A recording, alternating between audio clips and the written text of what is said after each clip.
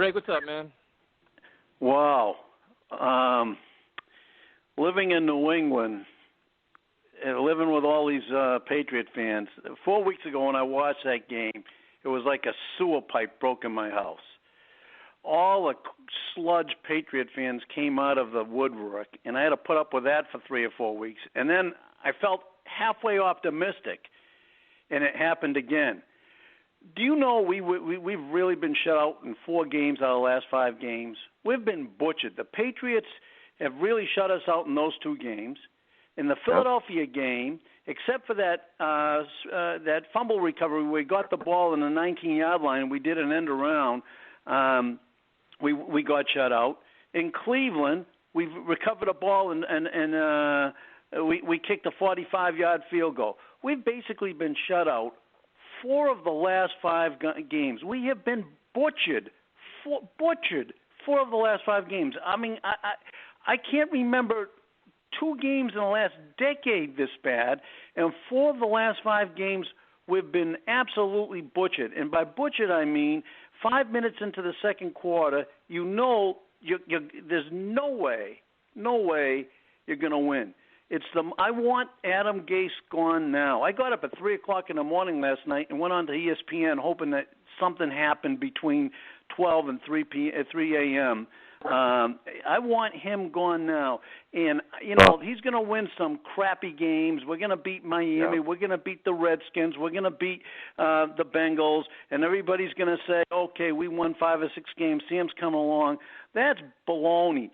The measure of a good coach is what does he do against the good teams. And we're not competitive. Exactly. And we used to laugh at Rex a little, but on the playoffs he won on the road at Cincinnati, at San Diego, at Indianapolis, at New England. This guy, there is no comparison. I feel like I'm in the Twilight Zone. I'm dreaming at night for Todd Bowles to come back. This is unbelievable. And I'm afraid of that performance last night by Sam Darnold reminded me a little when the backup center came in Baltimore when Sanchez. Colin Baxter. Yeah. And you know what? Sanchez was never the same after that. And it just reminded me, the beating he got. And, I was so optimistic with this guy, Pollock, the offensive line coach. Frank Pollock, yeah. I don't know what's going on. It's just unbelievable. This is game after game after game. My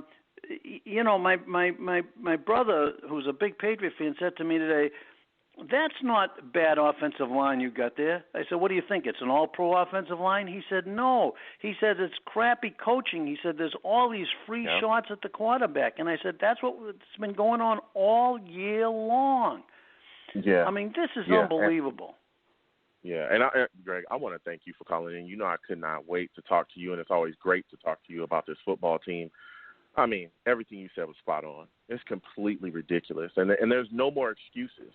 Before it was a lot of, the offensive line had injuries along it. Well, the Patriots' offensive line has injuries too. Where's your excuse there? We don't have Sam Darnold. Well, Sam is here now, and we're still seeing these issues. And now we're seeing Sam, like you talked about, just look completely out of touch out there. It's looking like he's regressing right in front of us. And Adam Gase is not doing anything to help. He's not doing no adjustments, no nothing. It's completely ridiculous. And what really blew my mind last night was watching him continue to keep Sam out there late into the game, just allowing him to go out there and continue to lose his confidence and continue to take shots. Did that surprise you as well? It shocked me. And, he had Le'Veon Bell out there late, and he has C.J. Mosley on one leg out there late. What is he doing? The way I feel about Sam Darnold, the reason I want him fired now, it's like you have a kid and you don't want him to stay with a babysitter who's drunk. I feel that Gase is, the rest of the season if he's going to cause Sam Darnold to regress. The one thing that gave me hope, I didn't have too many illusions after the Dallas game, except for this. I really felt I was going to enjoy the rest of the season watching him continue to develop and get good and get ready for next year. But I didn't believe that they were going to go on a run and end up 12-4 or anything like that. But this thing yesterday terrified me. It really did. Donald, that may have been the worst quarterback performance I've ever seen in my life, and I can't. I just don't want him to have 8 or 9 more games with Gase. Greg, I'm with you. And the whole thing is he mismanaged Darnold, but then it's like he also mismanaged C.J. Mosley. He also mismanaged Le'Veon Bell. Like the same things we complained about with Todd Bowles, the same exact things. Like scared to bench a veteran player, no adjustments. They look lifeless. They look unprepared. They look dazed and confused. Everything we've complained about Todd Bowles, we saw on the biggest of all stages last night in a game that could have completely changed their season. Like it could have changed all the momentum, so much to build off of, and they fell flat on their faces. This was, and I agree with you. We made fun of Mark Sanchez and Geno Smith for Geno Smith threw 4 interceptions and a half and 3. Dude, Sam Darnold did the same thing. He was so careless with the football. It was beyond alarming. Like the kid was scared. He was scared straight. I've never seen nothing like it. Like if that was Mark Sanchez, people said run him out of town, get him out of here. He's terrible. Geno Smith, he's awful. Christian Hackenberg, he's dreadful. He was at that level last night, which is insane. It's unbelievable. That's what terrifies me the most about this. And I won't be impressed if we end up winning 5 or 6 games from here on in. I just won't. These 4 games that I just mentioned, the defense, the first 3 times the Patriots touched the ball in New England, they ran. They ended up. They missed an extra point, but they had 20 points inside of a quarter. They were unstoppable yesterday. And Belichick takes his. In the second half of both games, took his foot off the pedal a little. And then Philadelphia, it's just ridiculous. It's absolutely ridiculous to be being eviscerated like we're being eviscerated. I remember going to the Monday night game. I don't know if you remember this. The season the Jets beat the Patriots in the playoffs. It was a Monday night game. It was freezing out. I went to Gillette Stadium, and the Patriots won 45-3. And and 5 weeks later, the Rex and the Jets took the smirk off of Belichick's face and all of the Patriots fans' face. 4 weeks after this debacle, a month ago, we get another one that's worse than it was before with Luke Clarke. Does Gase have anything at all going on? I just hate to sound like this, but it's so disgusting. I don't know. I just want him gone. Greg, I'm with you, man. It's inexcusable. They had so much to play for last night. You're building off your victory. You're getting payback against the Patriots. You're saving your season. You're proving yourself on primetime. You're doing all these things, and they came out unprepared and flat and got blown out in the first half. And if Sony Michel doesn't drop that pass, the game's over even earlier. He dropped the pass. That would be a touchdown too. Right. So, now listen, we feel your pain, man. It's good to hear from you, man. Thanks for calling in. We appreciate it. All right. Take care. Thank you.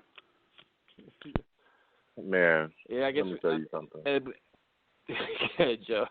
Man, let me tell you something. First off, I want to thank Greg for calling in. You talked about that drop pass by Sonny Michel. Do you understand we could not score last night, and they were gifting us drives into the red zone? How many pass interference penalties did they just give us? How many? How many calls did we get where it was just like, okay, well, do something, and we still couldn't do anything? Completely ridiculous. Like I said before, I have never seen Belichick laugh and joke during the game. I've never seen him do stuff like that. I've never seen him just be like, well, hey, go ahead. Let's see what happens. We were completely outclassed. He never felt threatened. He never thought – you could see just in his mannerism, the way he was playing, just the calls that he was making during the game. He does not look at Gaze as a threat whatsoever. He is not concerned with us or the idea that the Jets had the Patriots worried. Remember that was the narrative people were trying to paint going into that game. Oh yeah, the Patriots are worried, and he was never worried about us, dude. Belichick wasn't worried whatsoever. He brought us He brought a very simplistic game plan, and it wasn't even. I'm pretty sure that stuff wasn't even like the toughest stuff, and he absolutely brought it to us. He didn't have to switch a mode or do anything. He just absolutely destroyed us and completely outcoached and destroyed Gabe. Yeah, it's unfortunate. I mean, this loss is so disappointing on and off the field. I mean, the season's lost, our quarterback is lost, the coach is lost, and I'm just numb. I've given up. Like I truly, like I will not spend a penny on this team the rest of the year. Don't give me your free tickets because I won't pay for parking. Like, I'm that disgusted. Like, I'm done. Because nothing's going to change. Nothing will change. Like, if you wanted to show me something, you would have fired your offensive line coach today. The offensive line coach should have been fired today. He should have been fired 2 weeks ago. And everything is, like, status quo. Like, they're fine with it. So whatever, man. Like, I'm done. Like, I'm so fed up with this.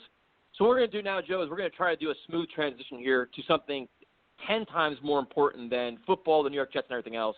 And that is breast cancer. As everybody knows, this is Breast Cancer Awareness Month, which actually be year-round. It's a very, very serious disease.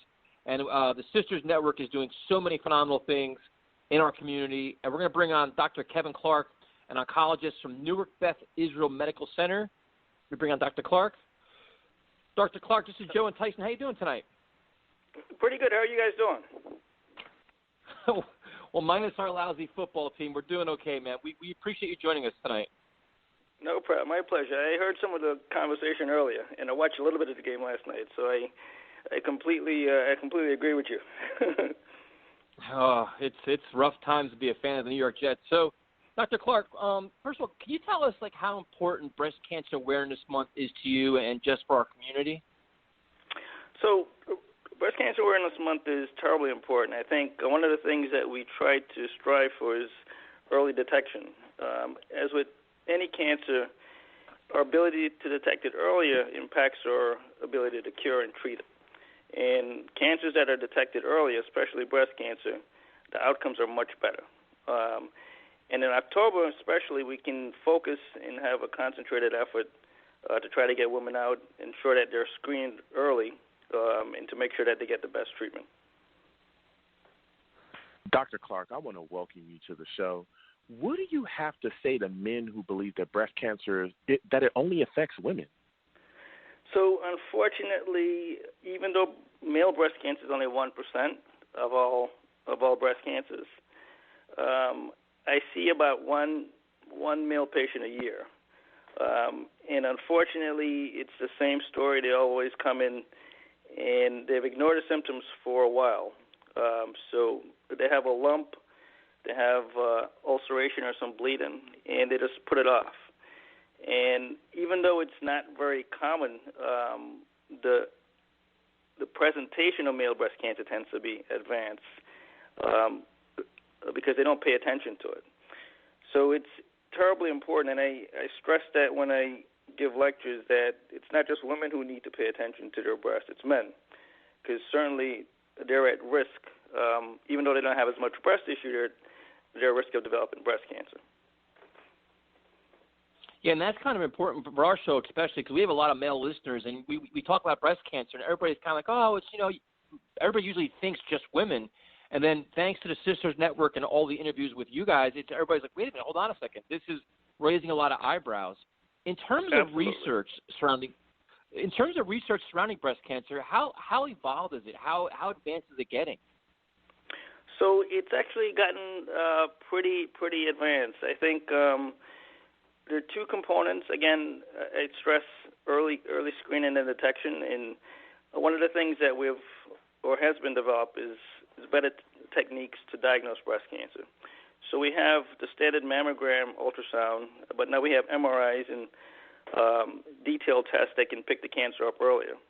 And the other thing is we're starting now to characterize cancers, and specifically breast cancer, on a molecular level. So when we say breast cancer, it's not just one type of cancer. It's individualized and specific. So we can type a particular woman's breast cancer based on the molecular characteristics. And with that, we're able to treat it better because we know a lot more about the disease at this point. So there's a tremendous amount of research that's ongoing, and I think in the future it's only going to get better. We'll be able to not just give a generic treatment to women, but basically tailor therapy specifically to a particular woman's type of cancer. What kind of impact has the Sisters Network had in spreading awareness about breast cancer? Oh, a tremendous impact. I've actually known or become a part of the group probably about 7 years ago. I treat a lot of patients at my institution with breast cancer, and they approached me at that point. They have several functions during the course of the year, and they actively encourage women who are newly diagnosed and family members of patients who are newly diagnosed to give them tremendous support, not just financial support, but emotional support. So they're a pillar in the community, and they help to facilitate that transition in therapy.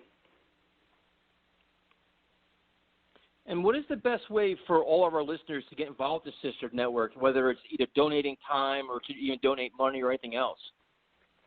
So the best way actually is to go to their Facebook site and like them on Facebook. On the site, you can see the link to donate and to volunteer, and it also describes all of their community activities as well as all of their functions that you can easily participate in. Okay, and I guess one more time, Dr. Clarke, what is the most important message, especially for all our male listeners? So the most important thing, I think, is not to ignore symptoms and disease, to get early screening. I think certainly for women, we've convinced, or we're better at convincing women to go and get the mammogram and screening. But for men, I think we're not recommending widespread mammographic screening for men, but certainly if you have any sort of symptoms, and symptoms meaning if you have a lump or if you have any sort of bleeding or pain, those are warning signs that have to be evaluated. Okay. Well, first of all, Dr. Clarke, we want to thank you for joining us tonight. We definitely appreciate it, and thank you for everything you're doing with the Sisters Network and helping raise awareness for this very terrible disease. I mean, this is a lot of information that we receive is very shocking, so we're trying to do our best to make sure we help just spread the word for you guys. Absolutely. My pleasure. Have a great night. Thank you for joining us. You too, and good luck with the rest of the season. Oh, thank you very much. All right. We're going to need it. Okay. All right, Joe, once again, Sisters Network, you've done a phenomenal job sharing all the information.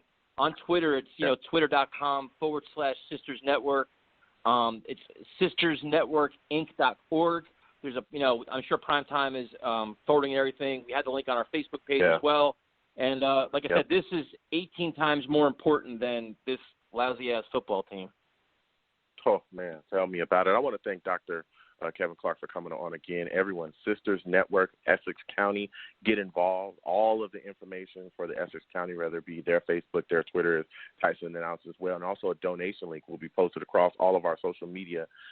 Breast cancer is serious business, okay? Get involved any way that you can. Donate your time, donate money if you can as well. And, again, we keep hitting home that breast cancer just doesn't affect women. It also affects men as well. So our male listeners, go get yourself checked. Figure out what's going on with your body. Early detection is key. Yeah, so we've just found out that this show is recording. Obviously, if you're on hold, you can hear us. Our last little 45-minute show recorded. That'll be live on iTunes. So Primetime could just tell everybody that if you want to call in, you can get your voices out, and it'll be heard all over our social media tomorrow. So you're not wasting your breath. We're not wasting ours, thankfully. So for the ones of you that, like obviously Tyrone Curse, we can't do that because we're just sponsored by people, and we get censored, so we got to kind of watch that kind of stuff. Well, yeah. So we're gonna. Go ahead, Joe. Anytime we could sit down and Jets fans just console each other. It's never wasted time, So again, call in 929-477-2651. Call in and talk to us about what's going on here because we're beside ourselves. We're all upset, and I know you're probably upset as well if you're a Jets fan and you want to, share it and let us know what's going on with you. I'm not upset. I'm numb. I'm just numb, dude. I'm numb. Like, you know what the worst thing is? This is the thing. Like, you're upset. Like, but that's right. Let it out. Come on. I can't fathom. I can't fathom is we're sitting here, and I just know there is a part of this organization that is going to say, hey, you know what? We beat the Jaguars and Dolphins and Redskins. We turned this thing around. Absolutely. No. Yeah. Like, that's the problem. Yeah. Like, we have a defeat. Like, and it's like you could see it. Like, if I could bottle Jamal Adams after the game, that is my mood today. Like how furious he was and disgusted he was. And he's like, I don't like losing. I don't like this. Is like not acceptable. We didn't come to play. Like, and it's like, there's a part of me that says, you know what? The Jets think that beating 4 teams by the end of the season is going to make this salvage this season. That's not the case. Yeah.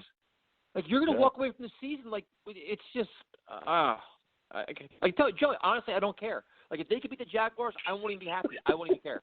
So what? You're 2-5. So what? You beat the Dolphins. They could beat the Dolphins 75-2. I still won't care. I'm not impressed. Man. It's meaningless. It's completely ridiculous. Look, I hear everything you just said. This issue is ridiculous. The fact that we're going out there and putting this type of effort out on the field, and if you listen to the players. I mean, like you said, Jamal Adams. Hey, they're we didn't a play. penalty away from losing to the Cowboys. Can you imagine that 2-point conversion could have happened? Listen, they could have blew the Cowboy game. Could you imagine? They got lucky. Well, they almost choked that game away. That wasn't the only thing that happened there either. I mean, if Amari Cooper had played, we probably got beaten.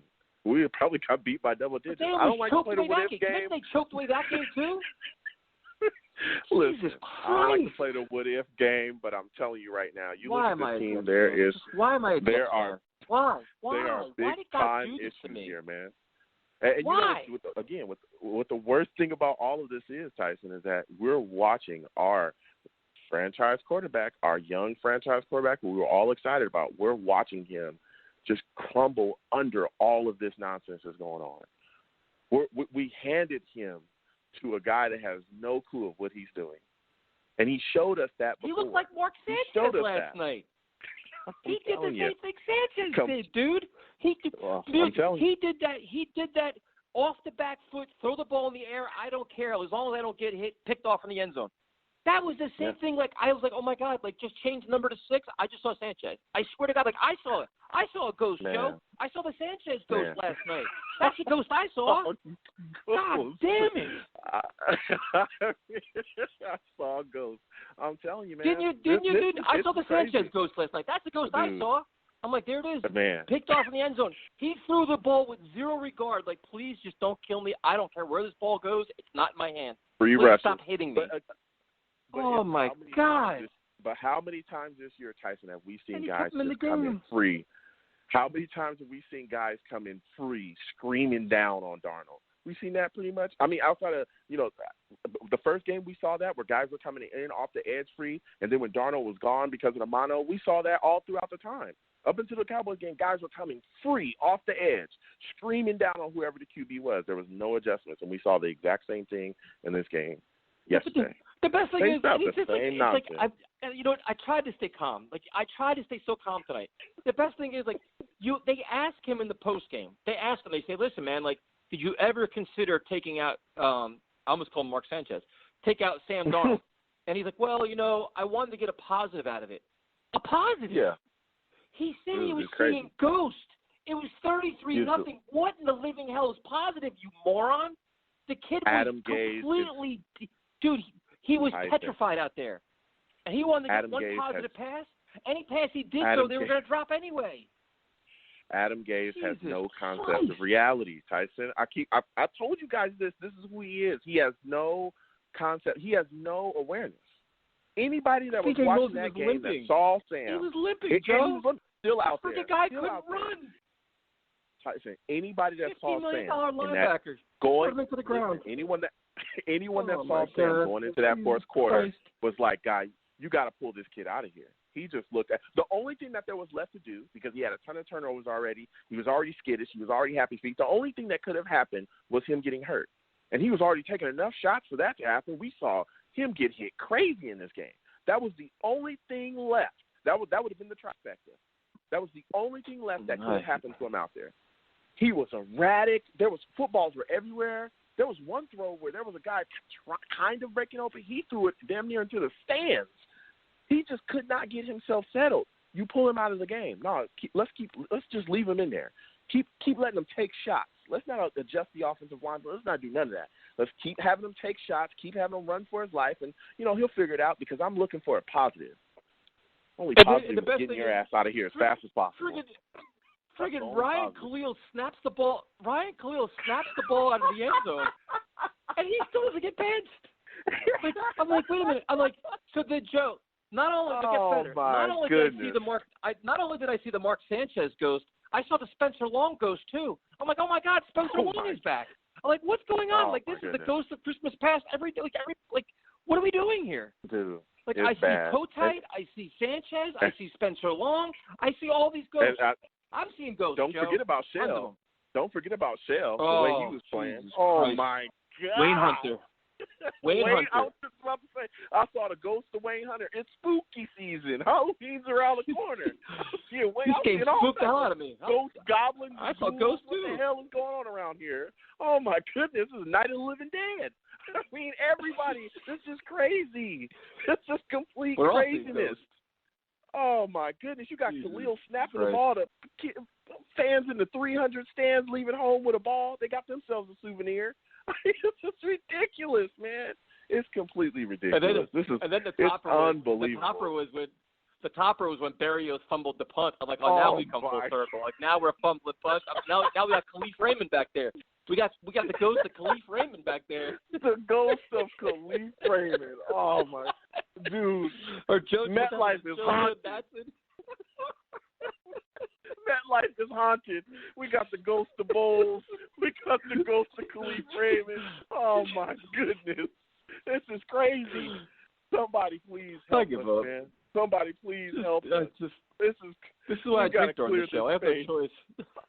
Oh, please do, oh, man. My God. This is crazy. We got ghosts everywhere, man. Oh, Halloween. It's going to kill us, man. It's going to kill us. We're going to go to Zach and Fresh Motos. Zach, what's up, man? What's going on, guys? Great to have you. Yeah, man. I mean, I don't even know where to begin with this, man. I've never seen. I mean, I don't know. I've never seen quarterback play like that. I've never seen inept coaching like that. I mean, this is as bad as it gets, man. This is crazy. I mean, it's unexcusable. And first off, it's just terrible coaching. I mean, the fact that he's having Sam Darnold still play in the fourth quarter in a blowout 33-0 game mind boggles me. Then you have C.J. Mosley still playing when he's still hurt, and everybody knows it. I mean, it's unexcusable. And for, a team and a franchise to, let this happen, especially New York, you don't get away with this stuff in New York. It's not like Tennessee or Minnesota or Cleveland, those towns, those areas, they're used to not winning. New York, it's like if you don't win, it's like, what are you going to do? What are you going to do next week? How are you going to improve the team? And, I just think that the Jets have failed in every aspect, in terms of getting better. And I think that, without a doubt, I think Adam Gase will be gone by season's end. Yeah. And I want to thank you for calling in. And look, I hear fans. I'm a fan myself. I've chopped up with a lot of people, and they're saying, hey, he should be fired at the end of the season. I completely understand it. I never wanted to ask in the first place. But I'm telling you guys, I don't think that's going to solve everything. I really don't. Even if we fire him, you bring in a whole new coach, that's pretty much going to kick open a new rebuild, because they're going to want their own players in here. And a lot of these guys that we think are playmakers, that we think we could stick around with, or they're not going to be here. And so we still got a lot of building to do. And man, that's the real kick in the gut, to come out of something that you thought was already happening, a 5-year rebuild, and to know that we still got how many years of this rebuild left because we didn't rebuild appropriately. Oh my goodness. But I want to get your thoughts on Belichick and just the disrespect that he was showing us while he was trolling Adam Gase during this game. I mean, you guys are 100% right on that. I mean, the fact that, Adam Gase, I don't know if you guys saw the video of Belichick, but I mean, just watching him laugh, it's like he knows how dumb Gase is, and he's just like, really? Like, this is all he's got to bring against me? Like how can you not be prepared against the Patriots? I mean, they don't have receivers. Edelman's banged up. They only have Jacoby Myers, who's maybe their best wide receiver threat. They're going to throw it to Michelle and maybe even White. I mean, I don't know if Josh Gordon even played, but besides that, I mean, like, this team is just, you know, how do you come to a game unprepared? You know, it's a failure. I don't know. I don't understand. How can Woody Johnson, how can Christopher John, how can nobody of these owners see that? And it's just unexcusable. And, you know, I think they're going to get this turned around. But, again, you know, they're coming on the next 4 games, you know, easy games. You know, it doesn't matter. It's like Joe said. It doesn't matter whether they win, whether they lose. Like, nobody cares. Everybody knows this team's a joke. You know, and all these players will say the right things. Jamal's going to say the right things. And they're all going to say the right things. Le'Veon's going to say the right things. You know, everyone's got to do, you know, every week everyone's got to do something else, something, you know, better, you know, just change yourself a little bit, you know, take a good glimpse in the mirror. I mean, it's just ridiculous. And you see an organization like New England where they're well-rounded, well-coached, well-built. Everybody respects each other. They're all in 100%. It's like you were saying before, like some of these guys were giving off, like Robbie Anderson, Demaryius Thomas. Like, Demaryius, come on. Like, the Jets, what did the Jets see in Demaryius Thomas? I don't understand. I mean, this guy sucks. That's Adam Gase. I'm sorry. This guy sucks. Dude, it's an Adam Gase guy. That's Adam Gase's guy. The fact that they were featuring him like he was like a number one receiver is mind blowing. Thanks for calling him, man. We appreciate it. But dude, they were featuring him. I'm like, where is Jamison Crowder? Where's Ty Montgomery? What are we doing? It's just, but like he hit on a point, and I'm just gonna keep saying this. The problem we have now is that the Jets are going to fire Adam Gase. Joe Douglas is not going to fire his friend. His friend got him the job. So they're going to stick with him. And the Jets, listen, dude, if they were so embarrassed by the performance last night, somebody would have been fired today. Like Adam Gase would have said, listen, you know what? I'm embarrassed that my offensive line got my franchise quarterback killed. I need to take responsibility for this. I fired my offensive line coach. Because this same offensive line coach has been horrendous for how long now? What, 5 weeks, 6 weeks? There's something like, Joe, like, this is the one thing I miss about, like, a Bill Parcells kind of guy or somebody that really has power in the organization. They make people uncomfortable. Like, when you don't play well, when you get blown out on a week-by-week basis, when you're making the same mistakes, somebody's held accountable and somebody loses their job. Like, nobody's losing their job here. Like, everything is status quo. Like, Ryan Kalil could snap the ball to the locker room. Nobody cares. Tremaine Johnson can't cover a garbage can. Nobody cares. Nobody cares. Nobody cares. Everything is fine, Joe. You can play good. You can play bad. Collect your check. Go home. Wear your new fancy uniform and pat yourself on the back. Way to go, team. Jet up. Take flight. Well, listen. Take flight. Take flight. You know what's crazy about this? First off, I want to thank the last caller for calling in. He was great. But I remember we used to have these same exact discussions when Todd Bowles was here. And I used to say the same thing that I'm going to say to you right now. Well, look, you can fire, your offensive line coach. But, I mean, the offensive line hasn't been playing well. But who are you going to fire for the game plan? Because the game plan is trash. The adjustments offensively have been trash. You got to at least shake things up, bad. Dude. Like, shake things up and scare somebody. We should fire the offensive coordinator. Oops. That's Adam Gase. You think Adam Gase is going to fire himself? He's not going to do that. That's the problem, Tyson. Look, you can fire Frank Pollock. You can do that. But the problem is the offensive game plan. If you don't make adjustments during the game, especially against Belichick, if you're going to make adjustments against anybody, that's the guy you should make adjustments against. Why? Because they make like 1 million adjustments every single game. When they come out in the second half, they do not look the same way as they did in the first half. That's why they won so much. So if you're coming into this, which you faced this guy again for the last 3, now 4 years, you know what's up, and you can't make adjustments against him, the king of adjustments, one of the greatest coaches probably of our time, you don't make adjustments against that. And they're not even full strength. It's ridiculous. You're trash. And I'll keep saying it.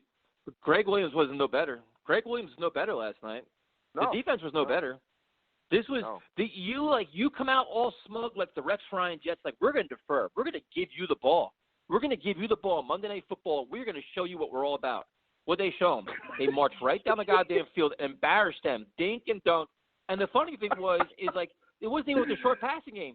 Tom Brady was sitting back there like, yo, I'm just going to sit here, wait for my running back to outrun the quarterback, and I'm going to pass. Yep. Good Dude, God, an 8-minute drive shut this straight down our throat. resistance. Scored a TD.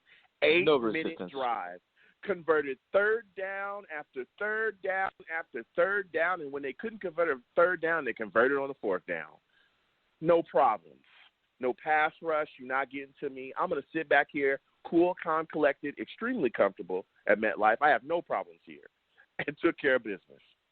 And then we're gonna make adjustments and target Tremaine Johnson because we know that dude. And Blake Cashman. Blake Cashman got roasted. Blake Cashman got roasted up and down the field last night. There was no mercy on him. They put him on an island. He just went up and down the field on him. He had a rough night last night. My God. That's the ghost of Darren Lee, I guess. Oh my goodness. This is just crazy. Another damn ghost. All these damn ghosts around here, man. We got a haunted house now, man. God damn. It's spooky, man. It's spooky. MetLife is a grave site. Damn. It's spooky. These guys out of here. Oh man. We should charge this. We're gonna have people get in there and make a little money. Ooh. Haunted house. Yeah, give some tours. We're gonna go to Nigel. Nigel, what's up, man? Hey guys. Hi guys, how you doing? How's everything? Now listen, I've been being a homer for Gates for the last couple of weeks. I can't do it tonight. You know what? And that's the reason why I called. You understand what I'm saying? I'm up here front and center. A couple of things, right? One of the problems that I had with last night's game, Gates, it's not like you don't know who Belichick is. You played with him in this division for the past 3 seasons. You understand what I'm saying? What the hell was going on? Listen to this, right? This might be the best Patriots team ever. I'm going to say this, right? There's no defensive coordinator for the Patriots. Belichick is running that whole operation, okay? You saw his fingerprints all over it last night. His defensive backs was running routes with Robbie. They double-teamed Demarius, and there wasn't nothing. Listen, you're not going to throw it on Belichick. That's the first thing. He's not letting you throw it, okay? So what did they do? They took the free safety, and they brought him up to the line of scrimmage. Everybody's walking around going, woo-hoo-hoo, whistling and stuff like that. They was running amoebas, and they was blitzing the living daylights out of Sam. And you know what? On that, I'm not mad at Sam because you know why? He has never seen that. You understand? Like, for example, an older, experienced quarterback, they would have been able to call the protection for that stuff. Sam has never – they was doing some exotic stuff at him last night. They were sending 6-man pressures, 7-man pressures. People was coming in free, and he didn't know where to put the protection at. I put that at the foot of Gates. You understand what I'm saying? Number 2, they're not letting you throw the ball, so let's run the football. Where is Bilal Powell? Is he on the side of a milk carton or something like that? Let's get in the extra alignment. No, seriously. We have to run the ball at least for 1 quarter. We got to soften these guys up. Listen, the Patriots, they got one of the best linebacker corps in the National Football League. Them guys are nuts. And plus, forget about their defensive backs. So what was Gates thinking? You think that you're going to be sending Robbie Anderson on a 9 route that takes 18 billion seconds to develop while Sam is getting a 7-man, 6-man pressure? Okay, how does that work? Listen, it gets worse. You know what Belichick told his defensive, because he was coaching them up. He says, if you see them empty out the backfield, I don't have to tell you, send everyone. They was blitzing Tom Brady, Elderman. They was blitzing the concession stand, the horse outside. He was blitzing too. People was driving down the turnpike blitzing too. Everybody, even the cheerleaders was blitzing. Okay? And I'm like, no, I'm like, hey, Adam. Nigel. I'm like, hey, Adam. Okay, guys, this empty out backfield thing ain't working. Listen, Nigel, I want to thank you for calling. Listen, I want to thank you for calling in. You're on fire right now.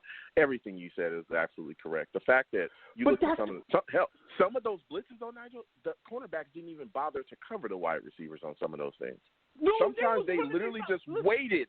They were just waiting for the ball to just go up because they knew that Sam wouldn't be able to get it out. They would break off of the route. Go back and watch the game. They were breaking off the route and just waiting for the ball to go up because they knew he couldn't complete the ball because they knew the protection wasn't going to be there. That is on Gates, point blank, period. Even if Darnold, like you said, even if Darnold is a young QB, maybe he's confused in there. You know what you do? You look at all the other innovative offensive geniuses that we talk about, right? They slow that game down. We talk about exactly. I've seen Sean McVay literally take Goff over to the sideline and say, "Hey, look, I see. You made a mistake out there. Here's what we need to do. Here's how we're going to transform. Here's what we're going to do. This is what we're going to do to pick up this protection and coverage, and then send Goff back out there." Get in his ear through the mic again, tell him what's going on, and then Goff go out there and have a way way better game. We never saw that out of him at all. Exactly. It's the same thing. But he's supposed to be an innovative genius. It's completely ridiculous. No, this is the Miami game from, what was it, last year, a year ago? The Miami game where they empty out the backfield. Okay, here we come. But the thing is, it was worse this time. You know why? You're playing against Bill Belichick, the greatest NFL coach in history. And anybody that says otherwise, you need to go have your head examined. He has seen everything. He has seen it. He's like, listen, you cannot listen. He took the free safety. This one blew my mind. He takes the free safety, takes him out. He brings him to the line of scrimmage. And he's like, guys, hi, hello, we're coming. We're coming, all of us.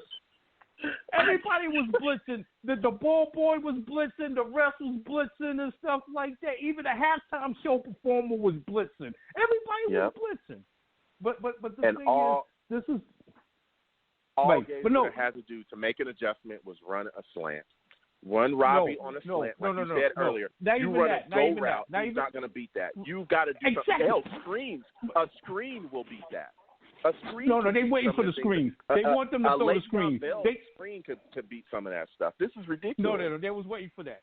They was waiting for that. Let me tell you something. Them linebackers, they were sitting up there waiting for that. They knew that they was going to go to the gimmick next. Okay, of the bubble and tunnel screens and all that crap. They waiting for that. You understand? After we blitz the daylights out of you, you make the adjustment. What we're going to do is we're going to wait for the screens to pop up, and we're just going to attack that. The thing that they had to do was run the football full quarter.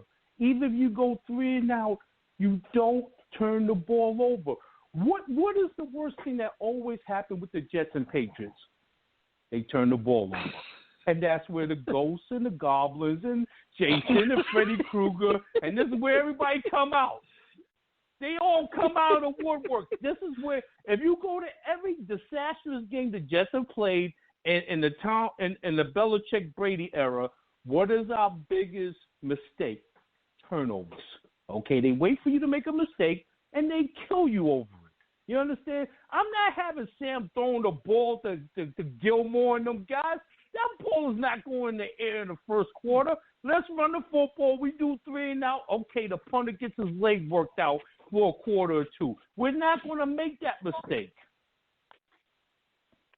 But, Nigel, you still there, guys? No. I got one more rant. Just one more rant. I'm going to leave. Just one more thing. You know what shocked me today? Joe Douglas, right? If I was Joe Douglas today, it would have been a fire sale. Everything that's on fire is on for sale. You understand what I'm saying? Leonard Williams, Robbie, Anderson. Hey, you want to give me a number 1 for Le'Veon? Hey, Le'Veon, wait a minute. Jamal, you might want to listen, you have to tear this team down. And if that might include, taking Gates and driving him to LaGuardia Airport, I'm all for that. This team needs to be torn down to the studs now. We're not playing for nothing anymore. And please, for God's sakes, let Miami beat you.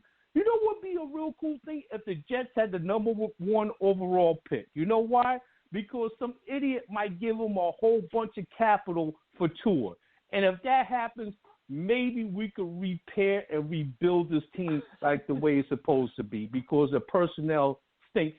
And Tremaine Johnson, if security should stop him at the door. If he comes near the locker room, they should tackle him and arrest him. If he puts on a Jet uniform, just put him in a headlock and put him to sleep, and do not let him step on the field. And that's my rant, gentlemen. Nigel, have a great night, man. We appreciate you, man. No. Listen. I sat up there. I was a homer for Gates. I'm coming up here to take my punishment, man. He was just horrible. Have a good evening, guys, man. Let's go Jets. All right. You know, it's listen, man. He very, very well said there, and I mean, this team will break anybody, man. It'll break your spirit. Yeah. It will steal your soul. You will see ghosts up and down the hallway, the bathroom, the bedroom. You're going to see them everywhere with this team. I mean, it's brutal, man. And it's so funny, Joe. Like you're sitting here, and it's like with the trade deadline coming up. You know, you have to. I mean, Leonard Williams can go. A lot of these things can go, and it's so funny. Like all this stuff going on, and I'm just going to read a tweet that just came out. The timing of this could not be any worse. But Robbie Anderson tweeted. This is 5 minutes ago. With me, it's going to always be bigger than just money. It's about legacy and my full potential. But, of course, the money is always mandatory. Robbie. I mean, the timing of this could not be any worse. Dude, like, you just got your doors blown off on Monday Night Football. You're embarrassed. I mean, you did next to nothing. You had one good game against the Cowboys, and this is what we're tweeting now? Like, dude, this is – I mean, somebody just – why? What are we doing here? I always – like, Le'Veon Bell's doing it right, and this is just bad, dude. Seriously, the money is mandatory. Listen, I want to thank Nigel for calling in. Robbie, I just can't freak enough. I've talked about this with Robbie in the past in Twitter. He just needs to allow someone to run his Twitter. Just stop. It's about the money. Money is mandatory. Make too much money to be spelling the way that you do. You know, you got to – he misspells things. It's just completely ridiculous on that front. And now, the timing of this tweet, you get your doors blown completely off and embarrassed on prime time, Monday night against one of our most hated division rivals. You were laughed at on the field. Your quarterback, I see ghosts everywhere now. People taking that clip. It's Halloween and making fun of you and the team. And you talk about the money is mandatory. You got to get to the bag, Robbie. You want to talk about that right now, player? Like, come on, man. Come on. Have some situational awearness. Situational awareness. I mean, come on, man. This team, it just makes it impossible. We're gonna go to our good friend. You can't even make this stuff up anymore, man. It's impossible. We're gonna go to our good friend Kevin. What's up, man? This is unreal. Yeah, I think we're all feeling the same thing right now. Oh my God!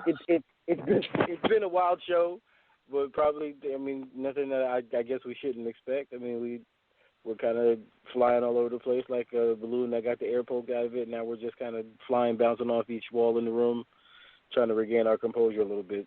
The game that we played against the Patriots is an unacceptable excuse for how this team was supposed to come out after that Dallas win. This is ridiculous. This is really, really bad. It was a Geno Smith like meltdown from Sam. Yep. But it was a really, really horrible coaching performance all around. No one was prepared. No one. This is Dude, bad. Kevin.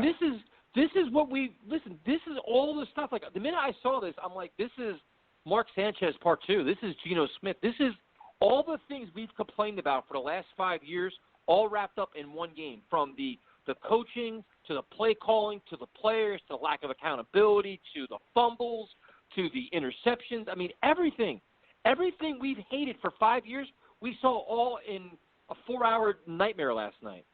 It's embarrassing. Like there's nothing. Dude, it sucked the life out of me. Like I woke up, like I was pissed. I didn't sleep last night. I was pissed all night, and I woke up today numb. I'm like, I honestly don't care. Like Sunday, I don't care if they beat the Jaguars. I don't care. I just don't care anymore. Like this season is meaningless because we know now that Adam Gase, under the bright lights of Bill Belichick's spotlight, he melted. He got out-coached, out-prepared. Like we know we can't go toe-to-toe with a good coach. So we're not prepared. Like that's what we learned. Everything we were sold, he's a fraud. He did. Absolutely got exposed. No, we. I mean, it's not like we haven't been talking about this for weeks. So let's let's kind of not lose sight of that. We kind of gave him a little bit of a reprieve because he felt a little something and he made some moves during the Cowboys game. But the fact of the matter is that this was, again, just kind of a resettling back to the mean where, he's back to being horrible. And there really is no excuse for him being this bad. I know this is not gonna come across well, but how much longer really can we allow for this to continue? I mean, our window is only but so big. Most of what it is that we've been really kind of counting on is Sam's rookie contract and getting as much done within that time frame as possible before salary caps and all of that other become an issue. At this point in time, not only is that still part of the equation, but how much damage are we actually going to do to our young quarterback who, to be perfectly honest with you, is probably going to see more ghosts in his career, just because, he's a young kid. It's not like we draft veterans. You guys hear me say this continuously. We don't draft veterans. These kids, they have to go through these things to learn. But the fact of the matter is that the coaches are supposed to guide them. The coaches are supposed to give them that foundation, give them that insight, give them what it is that they need to understand about how these situations work and maneuver around. Sam is probably going to watch this video every single season from now until the end of his career, the film of this past game, because this has to be a deciding factor for him now. How does he handle it going forward? What is it that he can learn from this? Because Adam Gase obviously kind of left him out to swing. Yep. Yeah. And Kev, first off, I want to thank you for calling in. I love talking to you about this team, and we go back and forth on Twitter, so you already know how I feel about Gaze. And I told people left and right. I told people about Gaze and who he was, and he continues to show, who he is. He's shown it throughout this season. This is a guy that does not make adjustments when things aren't going well out there. He doesn't go away from his script. He sticks to his game plan. He's pretty much married to it, even if it's not working. He's still going to do it. He's getting his doors blown off. Hey, it is what it is. And that's what really blew my mind, was watching him just kind of leave Sam out there to take these hits. Even though anybody watching the game could see that Sam was struggling. He was out there clearly struggling, and he's still out there in the third and fourth quarter. I mean, why leave the kid out there? I did not understand that. What are your thoughts on that, and were you surprised to see him do that? I'll be honest with you. I didn't expect him to pull Sam. I think that his tinkering, if maybe that is a good word, his tinkering with how it is that he's in Sam's head and how he can kind of control Sam or kind of, maybe manipulate Sam in certain ways to try to get him to do certain things. I think part of that had to do with why it is that he wasn't going to pull Sam. Not to mention the fact that he's got a solar system-sized ego that really kind of makes him believe that who it is that he is and what it is that he brings to the table is the best possible solution. And you want to be confident. You don't want to be arrogant. You don't want to be cocky. You don't want to be stupid. And he's all of those things. He's not really good at what it is that he's doing.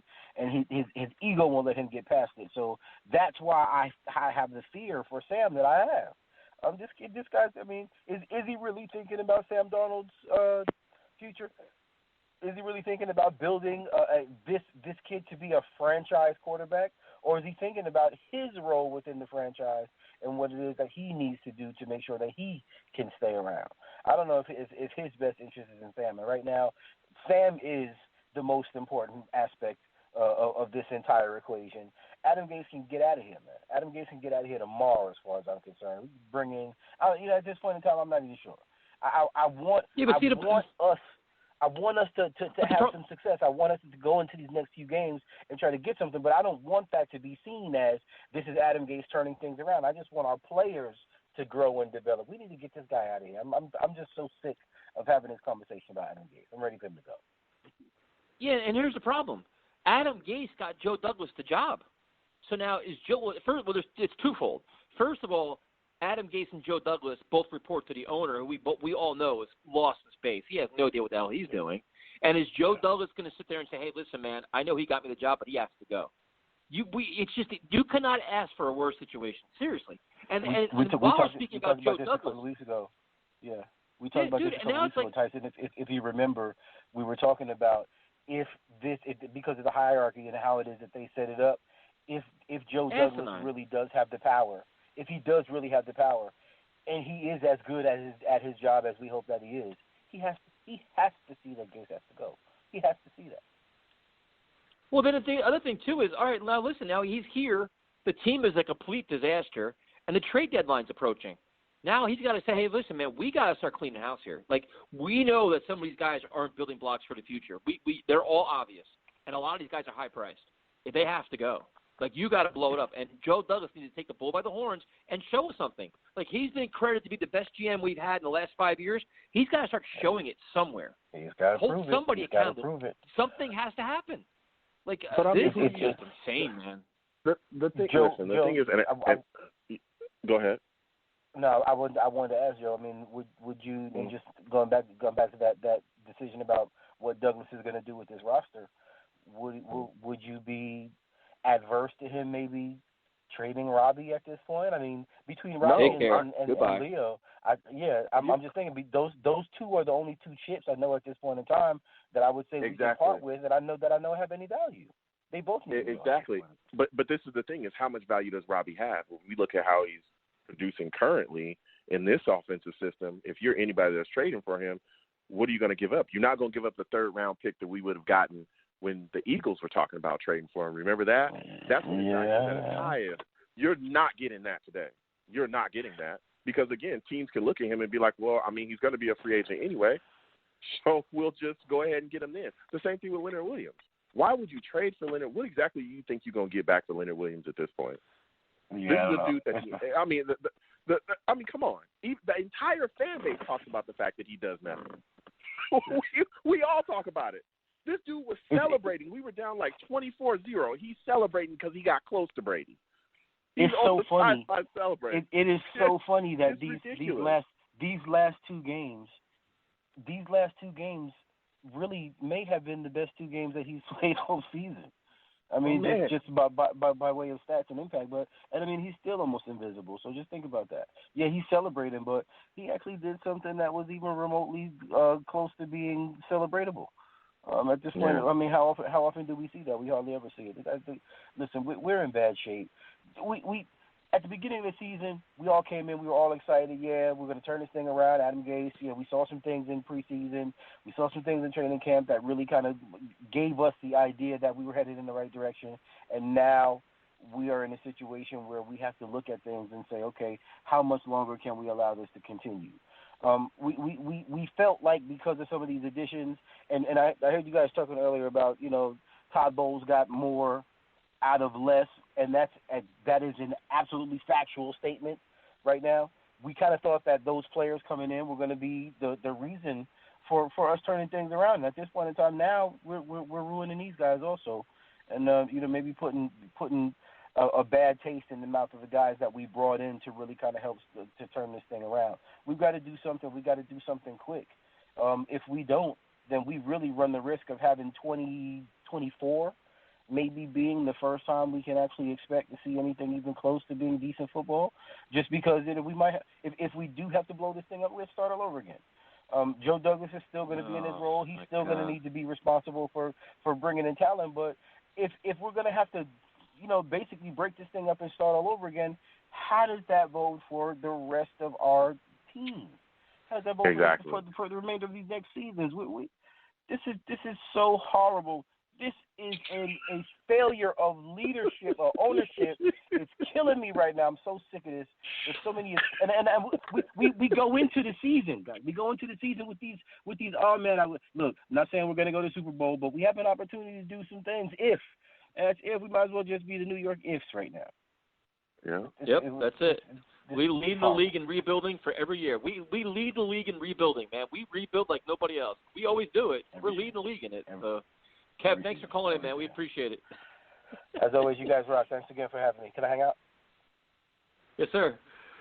It's funny, man. It's so funny. Like I apparently if you follow our videos on YouTube, Let's Talk Jets Radio, Joe is very composed, very professional. Prime time, had a rough video last night, but usually very well spoken, this and that. And I'm just Captain Chaos. I really don't care. And it's man. funny how I don't care. I really don't care. Watch my videos, leave all the comments you want, and I come right back at you. I really don't care. I have no filter, and I won't have a filter. And it's what I love is when people tell me that I'm too negative. Like, dude, all you do is bash Gase, man. You're always so negative. Do you understand that we're 1-5? Like, did all of a sudden, like, did Adam Gase I didn't come here to kiss Adam Gase's rings. I'm sorry. Like, I'm sorry. He didn't come here with a Hall of Fame resume. Like, I'm sorry that I've watched years and years of lousy football when our average year is 5-11. That's not inspiring to me. Like, some of you have set your standards so low, you're willing to accept this. Unfortunately, I'm not like that. I have higher standards in life than with football. I don't accept this. I will never accept this. And if you don't like listening to it, don't watch the videos. Because this is called the truth. This is reality. Last night is not acceptable. And there are alarming things here that will trickle down. That when Todd Bowles first came here and they had that little magical run in his first year, there were red flags all throughout that season that we picked out that entire season. We saw them. Hey, this is the problem. This is the problem. Oh, but we're winning games. Don't worry about it. The only good thing about losing right now is that the red flags are alarmed. They're biting you in the face, so you can see them. So they're not being hidden by victories. Like, I almost wish we lost the Cowboys game. So if we lost the Cowboys game, the reaction to this game would have been 10 times worse. I mean, it's just that game gave Gase deodorant. Like that game gave Adam Gase so much leverage. And I don't know why. Like, fans are all of a sudden like, oh, it's only one game. It's not one game. We're 1-5. First, we get blown out every week. Jesus Christ. First off, people, again, we want to thank everyone that does watch our YouTube videos. We appreciate every view. So I heard what Tyson said, and he's very angry, but we do appreciate your view. Please come back and keep viewing us. Again, Let's Talk Jets Radio on YouTube. Please go over there, watch our videos, comment, and go back and forth with us. Look, it kind of is what it is. Even if and I want to thank Kevin for calling in as well, even if we blow this thing up, there is still glaring holes in this roster, and there are going to be things coming forward. If you hire a new guy, and he's going to want to get rid of more players. Yeah, look, and at the end of the day, and maybe he's seen ghosts too. Look, at the end of the day, even if we go that route, there's still going to be years to build. And like you said, I know people are tired of hearing it, and this is why I told people when we hired Gaze, this was the issues of bringing him in, because once he does exactly what I said he was going to do, which is what he's doing right now, you're going to have to move on from him, and ripping that Band-Aid off is going to be even more painful because you're going to bring another guy in with another system, and then he's going to look at this team and be like, there's a bunch of guys here that I cannot use and I don't want. And now that's starting that process over again. And we do not have enough money or enough capital to get that done in 1 or 2 years. This is going to be probably a 3, maybe 4-year rebuilding process again. And then we're talking about trading guys. I'm sorry. I just told you the truth. I know. But Joe, I'm sorry. Can you imagine? Joe Douglas is probably so glad he asked for all that money because he's probably like, you know what am I doing here? I should have just stayed in Philly. I mean, stayed in Philly, kept winning, and not deal with this nonsense. Well, look, I'm sure he's glad he asked for all those years so he can get Adam Gase the hell out of here and live on beyond him. I asked for all those years so I can outlive this guy and get his ass out of here. But seriously, that's exactly what we're going to have to do. I mean, we can talk about the offensive line, the cornerback, all this stuff. We don't have enough. Look, one of the biggest glaring needs last night was, and we talked about in the offseason, was shown last night. We don't have a number one wide receiver. We do not have a guy that can consistently beat coverage and be open. Because if he was, they wouldn't have run that zero blitz stuff. They wouldn't have ran that against a Julio Jones or DeAndre Hopkins or any guy like that in the league. Why? Because he's going to be wide open. He's going to give up a touchdown. Joe, we don't have a guy like that. Money is mandatory, my friend. Money is mandatory. I mean, legacy's important too, though. Legacy's important, but money is mandatory. I mean, it's crazy. But I'm trying to tell look, I get it. I'm trying to be honest here, and I know that it sucks, but I'm telling you, this is not going to be turned around in a year or 2 years, especially if we fire Gabe. It's not going to be turned around in a year or 2 years. We're going to really have to reevaluate this team again, and we're going to take flight and find a whole bunch of new players to come in here, and it's going to be another process. Hey, And good luck selling this program to somebody. You got to deal with a stadium that's not being sold out. So you have to place the opposing fans. You have the assembly situation, which we haven't even touched on yet, which is a complete fiasco. God. And I mean, there's so many, and then you have Adam Gase. All right, we're gonna go to a voice of reason now. We're gonna go to our good friend Shaq, who I'm sure will be very positive and encouraging. Shaq, what's up, man? He's probably like, I give up. Tyson, you know me too well. I've been so depressed all day. Don't tell me you should have heard ghosts, me, man. I'm seeing a whole bunch of ghosts. I'm seeing jet ghosts. I'm seeing jet ghosts just flying in front of me, just losers. That's all I'm seeing is losers and jet logos just all over me, just flying around me, bringing me down, bringing my whole day down, just bringing me down. And I was screaming at the TV yesterday, guys, and I called everything. I wish I could get my girlfriend on this darn show, man. I'm trying so hard not to curse because I was sitting here thinking like, dang, how could I say this in a positive way without just in a family show type of way? Like, how could I say this? How could I say that? How could I say this? How could I say that? It was so bad I wrote notes on how trash we were yesterday. This is terrible. This is terrible. As a matter of fact, let me get my notes out. I got to get my notes out. Let me point out some things. I can't take it. I said, okay, first drive. Okay, I said, okay, let's see how good this defense is. You know, everybody's saying, you know, the defense holds us down all the time. You know, we get carried by this defense. Brady drove up and down the field, and then I'm screaming when Darryl Roberts was covering Julian Edelman. Oh, my God. I said, why is he covering him? I'm looking at the screen like, why is he covering him? Then I'm yelling at my girlfriend like, why is he covering him? She looking at me. I don't know this sport. I don't know how this works. Why are you telling me? I didn't have nobody to talk to. I said I wish Neither I could does call Adam Joe. I swear to God. I said I wish I could have called Tyson or Joe or Primetime. I just wish I had one of their personal numbers and call them and just get everything off my chest. I couldn't get it to nobody. I couldn't talk to nobody. Listen. Oh my God. And listen, and first off, I want to thank you for calling in, and that's why we do this show, so that we can sit down with our Jets brothers and Jets sisters and talk about what we're seeing out there. You're talking about Roberts, who was terrible as well last night. He was getting beat, but my God, Tremaine Johnson, he was getting beat by everybody. Guys that was on the field, people that was in the stands. He would have got beat by I don't know guys who that was handing out the peanuts. I have no clue what he's doing out there. What are your thoughts on what we're seeing out of Tremaine Johnson, and why is he still being allowed to start?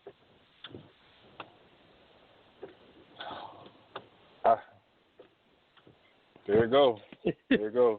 Tyson might have to hang up on me again. Oh my God. Johnson. Every Johnson in that building got to go. Every Johnson in that building got to go. Every person with a last name of Johnson got to go. Everybody. The owner, the corner, the ball boy, the coach, anybody that with the last name Johnson got to go. They got to go. They have to go. I can't do it. I don't know why Woody Johnson. What's crazy, why does he swear he knows football? Don't you do lotion? It's two different things. Well, this was Chris Johnson now, man. This was Chris Johnson. This is Chris Johnson who actually took his head out of the clouds and finally started evaluating football operations and figured out that he had to make a splash move and do all this. But my question for you is this. I give you – last night was a disaster.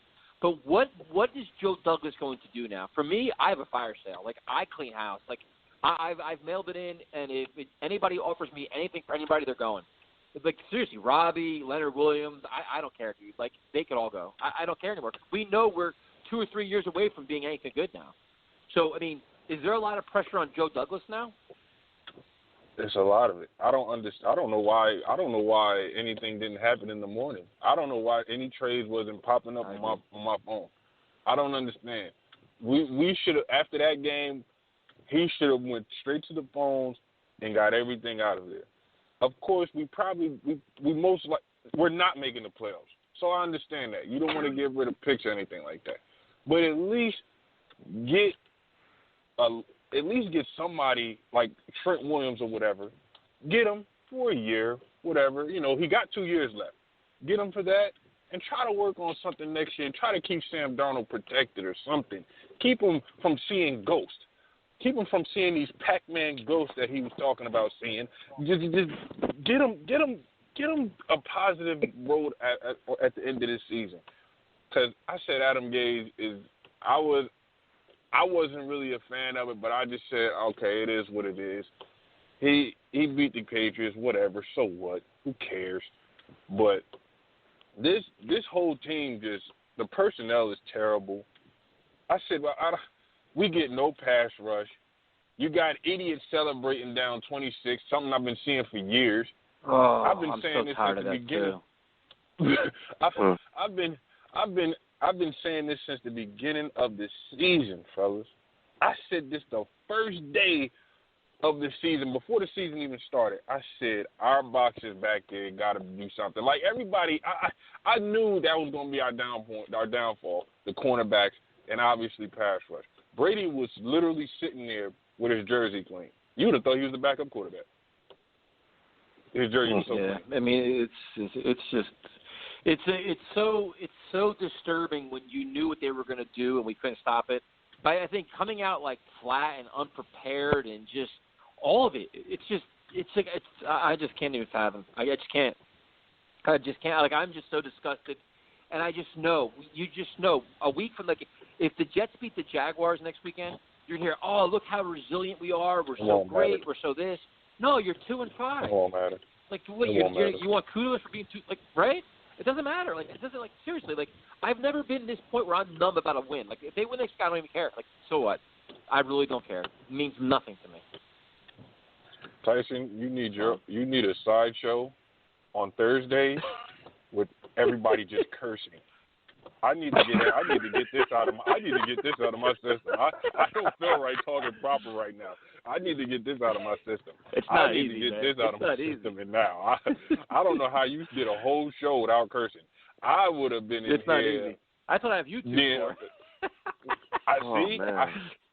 He dropped them on YouTube. That's what he did. He light up YouTube. That's a different platform. He go ahead and light that up.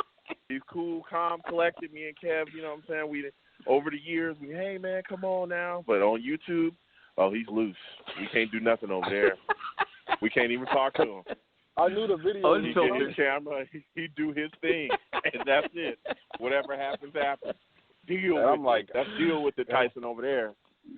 And when I saw these videos, I felt so good. I love when Joe and Primetime come out, you know what I'm saying, do videos. You know how much I love that. But when Tyson did his video, oh, man, I clicked that play button so damn fast. Woo, I'm like, woo, he going to speak my mind right now. He going to speak it. Go ahead, Tyson. I felt like we was in church. I know this is not a religious show. I'm not going to do that, but I felt like we was in church. I was saying, preach. Thank you. You would have thought he was a pastor. I'm like, please, Tyson, just get it all out, plee. Thank you. Geez. You're reading my mind. Terrible. You're reading my mind. Jack, have a good night, man. We appreciate it. I just got to get one more thing. Just one more thing.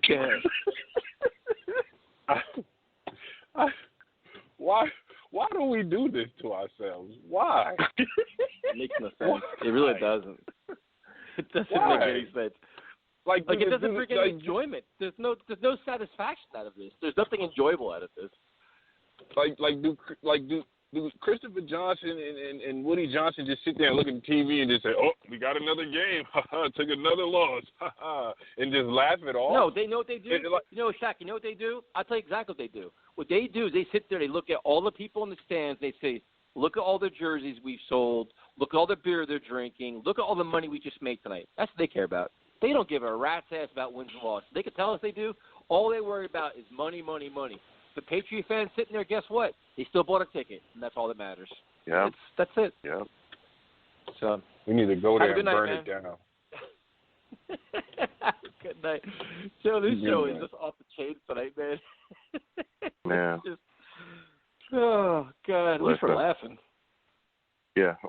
Well, I mean, we got laughed at on Monday night too by a bunch of people as well. I want to thank Shaq for calling in, and I mean, it is what it is, man. This team is unbelievably frustrating, and the coaching is just horrid at this point. But we're here. Call in 929-477-2651. Share your thoughts with us.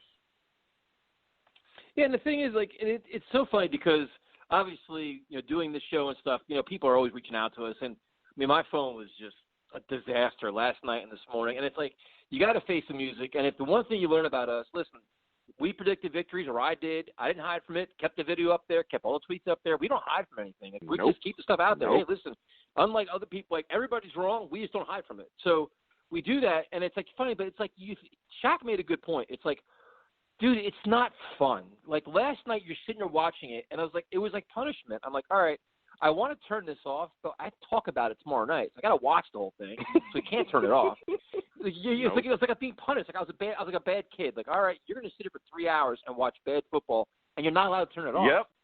So, and then it's like you do that. You wake up this morning and you're disgusted, and then your social media is full of ghost jokes. You go to work, the people, how about your Jets? You want to punch them. You want to, like, throat punch everybody. Like, dude, I get it. The Jets suck. The ghost joke. Like, the UPS guy comes in the office. He's like, hey, man, good game today, man. I was like, dude, you too now? The UPS guy too? Like, it's not fun, man. It's like, but then he's like, well, and then it's like, oh, at least you got new uniforms. Yeah, that was it. I was like, dude, you got to leave because this is going to get serious here. Like, this isn't funny anymore, man. Like, it's just not fun. No, it's not. No, it's really not, dude. And I mean, the ghost jokes. I mean, they're all over the place. And you know how the internet is. That the internet's undefeated. It's just absolutely, you got people making memes left and right. I mean, it's just absolutely going crazy. But to watch us just go out there and get embarrassed. I said this in a couple of videos on our YouTube. I said, listen, it's a punishment to watch this team. I'm telling you, if you got a bad kid, a kid that's not listening to you, you know how kids are. They're just kind of unruly sometimes, especially they get in their teenage years. Make them watch the Jets, man. Make them watch the Jets, whenever we play. And nothing but our offense, nothing but Adam Gase. That's it. That's all you get to watch. These kids will cry. They will scream. They will stop acting up because nobody wants to see what we see.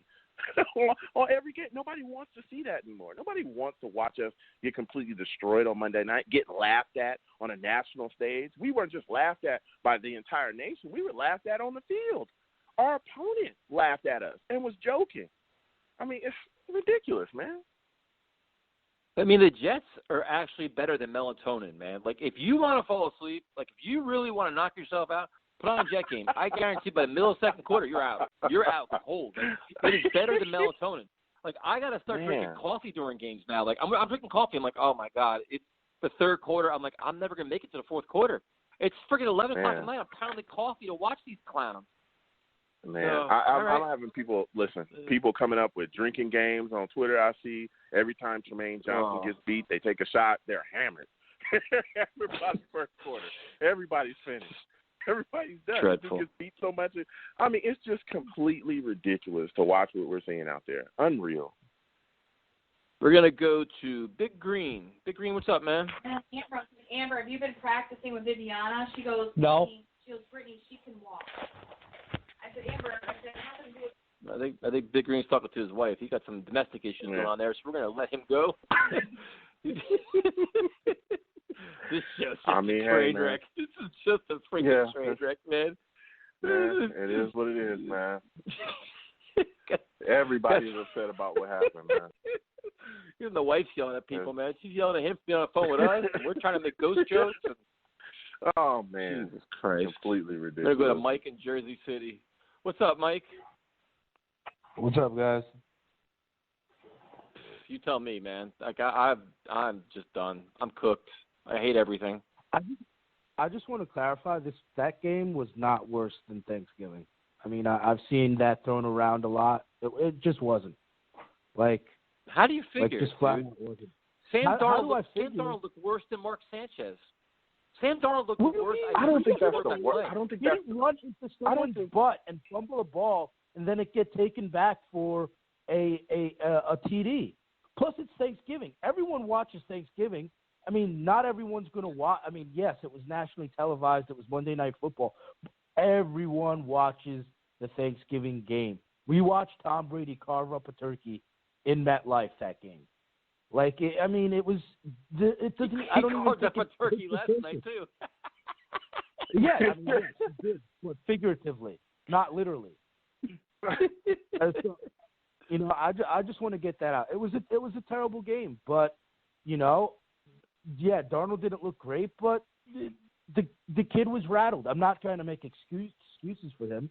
I guess I'm just trying to take away the fact that it's so much more of a coaching problem. Yes, he regressed, and the fact that like he's not getting his feet straight is yet again a coaching problem.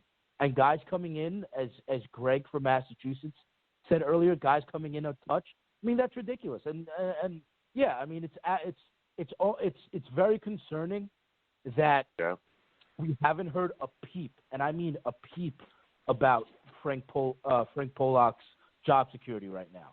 We and this is kind of what I said at the beginning of the season, where it was just like, you know what, this is dangerous right now. We got Gase. Gase came in here and got it within a second got Mike McCagnon fired, and it just seems like a complete Gase takeover. He's hijacked this franchise. He's not, we don't know if or when Joe Douglas is going to man up and actually fire him, which I don't think anybody honestly believes that's going to happen, because yes, they're buddies, and like he essentially reached out to Joe Douglas himself when he was interim everything for that couple 2 weeks of he was the GM and the coach to everything, and it's just like this is the ineptitude of this franchise. And, you see, like, Louis Riddick, commenting today. I watched the Michael Kay show. They were asking Sam Darnold ridiculous questions. I was infuriated trying to, how the Louis Riddick tweet earlier today about the zero blitzing this, zero blitzing that, and Jamal Adams liking the tweet, and then literally asking Sam, how do you feel about Jamal liking that tweet, that it's, how does someone not prepare for a zero blitzing scheme? And is that more on the coaching, or is that more of having, a quarterback that's not ready for the NFL? And they literally asked him, how do you feel about that? It's like everyone's just, as someone else said, it's, I guess the guy from NYS Magazine, it's never a quiet, silent loss. It's always, the Jets are always just thrown into a massive, like, bonfire. Literally a massive bonfire. And you're absolutely correct there, and I want to thank you for calling in. Look, dude, it was absolutely ridiculous. And, of course, again, when you're playing the way that we played on Monday night, people are going to analyze. People are definitely going to see what's going on. You get embarrassed the way that we did. And the thing that bothered me the most about the whole situation, and like you said, of course, the media, they're going to start picking things apart, but I don't think Gase did Sam Darnold any favors last night at all, not with the game plan, not with the lack of adjustments, but also leaving him out there to just continue to throw balls into wherever, into the abyss, continue to take shots that were coming left and right, continue to damage his confidence because, again, he was missing everything, couldn't get anything going instead of taking the guy out. And so that's starting to make me think like, well, is some of this stuff from this game, the seeing ghost, the happy feet, the lack of mechanics, do you think that this is something that could stick with Sam and could hinder his future growth? Well, I mean, it all starts with the coaching staff. So clearly, like you said, nothing was adjusted yesterday. So, I mean, it's just life rules there. I mean, what isn't nipped in the butt as soon as you see it, it's just going to continue. And so, as fans, we're seeing this unfold every single Sunday. And it wasn't just a Luke Falk thing. I mean, this is who Gase is. He came in here 3 games under 500. I mean, his rapport with players is complete garbage.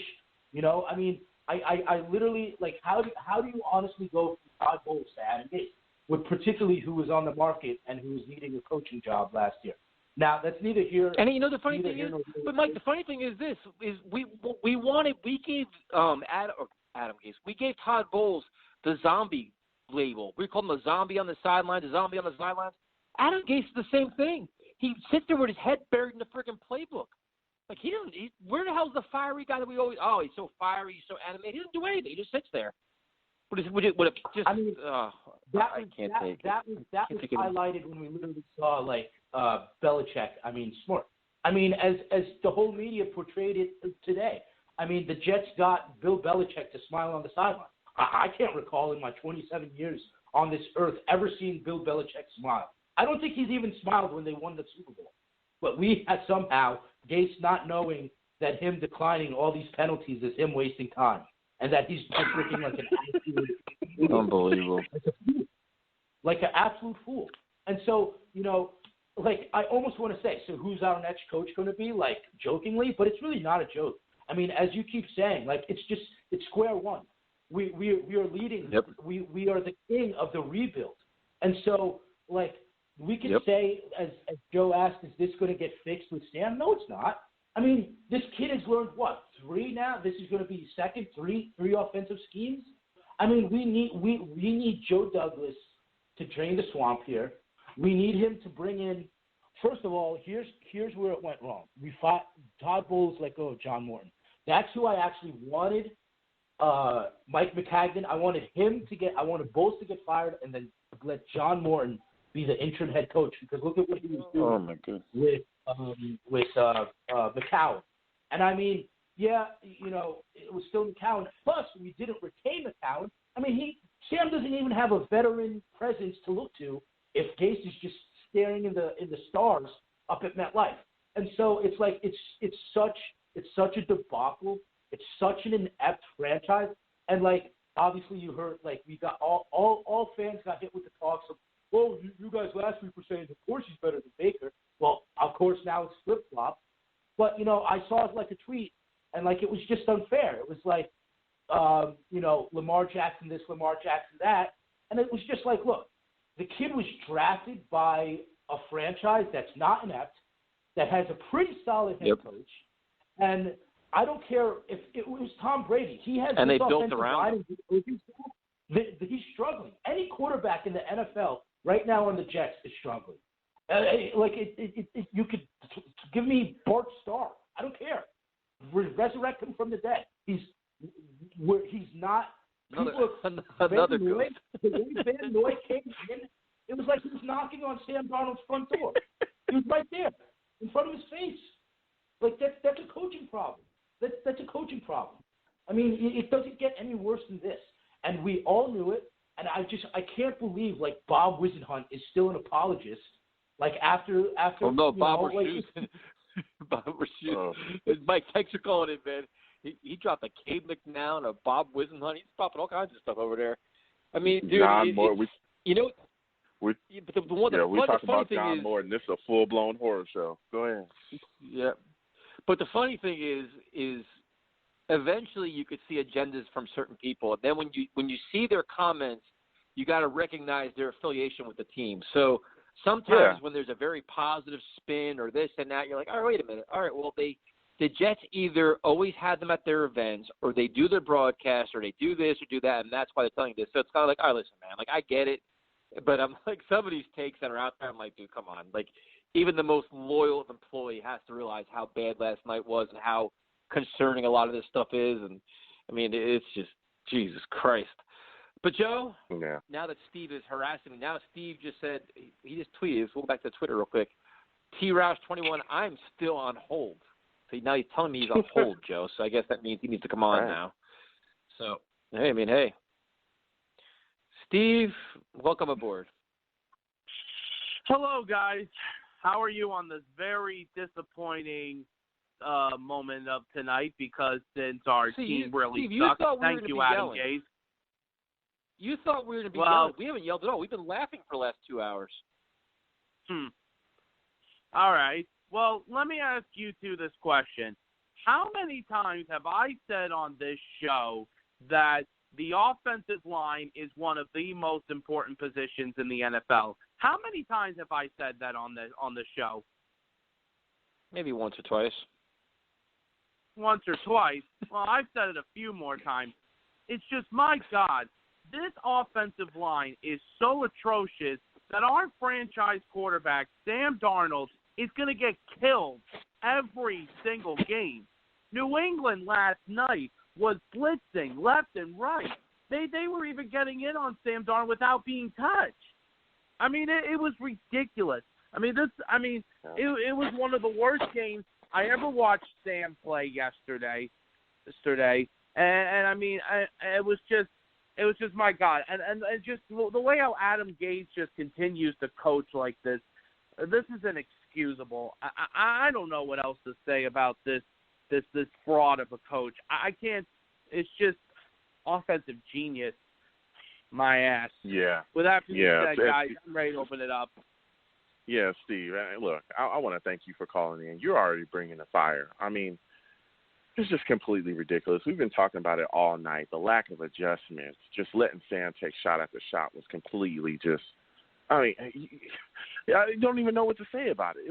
It's just dumb. It's just dumb football. But one thing that blows my mind is Khalil is still out there starting. I mean, how ridiculous is that? That this guy that's been bad all season is still starting, Steve. Yeah, I mean, my God, it was like as soon as after that snap, I'm like, you know what? I mean, if I was the coach, I would have just taken Ryan Khalil, just throw his ass on the bench yesterday. It's just have Jonathan Harris come in, have him start for the rest of the season. If I see Ryan Khalil start again, I swear to God, I'm gonna blow a gasket. Steve, what were your thoughts on the way the Jets handled C.J. Mosley? Not good at all yesterday. If C.J. was not looking that good yesterday, do me a favor. We're getting blown the frick out yesterday. Do me a favor. Just have him rest for the rest of the game. Get him ready for the next game. It's just God. This coaching staff is ridiculous. It's almost like watching Todd Bowles again. This is ridiculous. Yeah, like some of this stuff, and like it's like this is like the early parts of Adam Gase's tenure. So it's like, all right, now going forward, like these are things you have to worry about. Like if this is a lost season and a guy can't manage, what if this team was actually in the hunt or playing in big games? Like there's nothing positive coming out of this. Like I don't even know where to even. I mean, it's just mind-boggling. And then you look at the defense. Go ahead. No, it's just there's nothing positive going on right now. And listen, I understand that Le'Veon Bell. Listen, I give Le'Veon Bell credit, for standing up for Sam. As a teammate, good thing. But it's just at the same time, you have to play a full 60 minutes. Freaking last night, okay, we deferred. Okay, maybe we could get our defense a good boost up. They let the Patriots march down the field. They took half of the quarter off the clock and scored a touchdown. Then they had 14, 16 plays on that drive to start the game. It's just, God, I mean, God, it's just ridiculous. Tyson, go ahead. I mean, but what are your thoughts on the Jets' defensive performance altogether? I mean, if you look at the Cowboy game, to me, they were on the verge of choking away that game and losing it based on the way they melted. And then they started out this game horrendously. Like, it takes them the first half of football to figure it out. Like, I don't know why Greg Williams is getting a pass here. Yeah, I don't understand either. It's just Leonard Williams is not getting to the quarterback, and if I really have to see Tremaine Johnson out there again, I mean, he was getting blown by the third receiver, the fourth receiver. Heck, if even if there's a team that has a fifth goddamn receiver, Tremaine Johnson's going to get blown like that. Tremaine Johnson needs to get his freaking ass on the bench. Get his ass on the bench. When Nate Harrison is healthy, put him in there.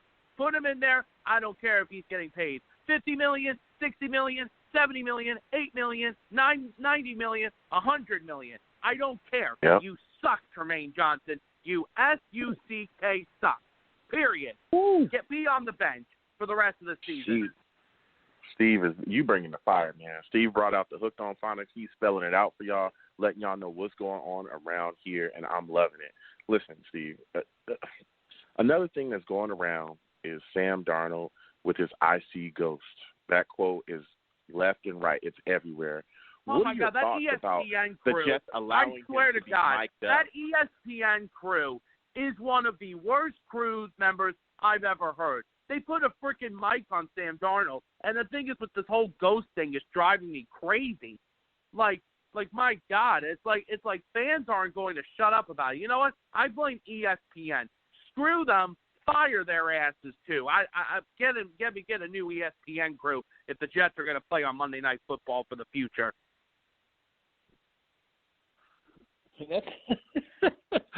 That's a good take because that I was like hoping that Booker's microphone get unplugged. I was like, dude, his just man. I couldn't take the analysis. It was just off. Man, I would give him a kick straight in his ass. How about that? Oh goodness. He was just terrible, dude. It was just like he was giving wrong names, wrong players. Like he didn't even research anything. Steve, I guess we'll cross this bridge. Oh, dude. It's just my God. It was like it's just the thing is, and you know what? And I don't blame the team today when I was getting out of work today. I mean, my God, and work was horrible for me because I was getting blasted all day by my boss as a Patriots fan. It was just. Oh, geez. I don't know what else to say. I mean, just got to hope, that everything just moves forward, with all this. Just trying to get out of this game, and move on. It was just, I don't know what else to say. What are your thoughts on this assembly situation? It's honestly, I don't know. I don't know what to say. It's not only just the assembly situation, It's just a lot of things just have to be changed with this offensive line. I've said this before. No. I'm talking about this whole thing with the doctors and the Jets. I mean, if Osemele really says, from the doctors that he can't play, then if he can't play, he can't play. But if doctors are going to say, oh, it's good to go, it's good to go. I don't know. I'm just worried that that's going to bring drama to the team. Yeah, I mean, it's ugly. Steve, have a good night, man. We appreciate it. Yeah, good night, guys. John, I guess we'll touch on that real quickly as we kind of wrap things up. God. So all the callers we didn't get on, we apologize. This we've had some technical difficulties and we've had some long phone calls and stuff. So we try the best we can. This assembly situation is just ridiculous, Joe. Like I don't understand it. There's two sides to every story. I tend to side with the player in this situation because I think the Jets are kind of just trying to play hardball in terms of the money.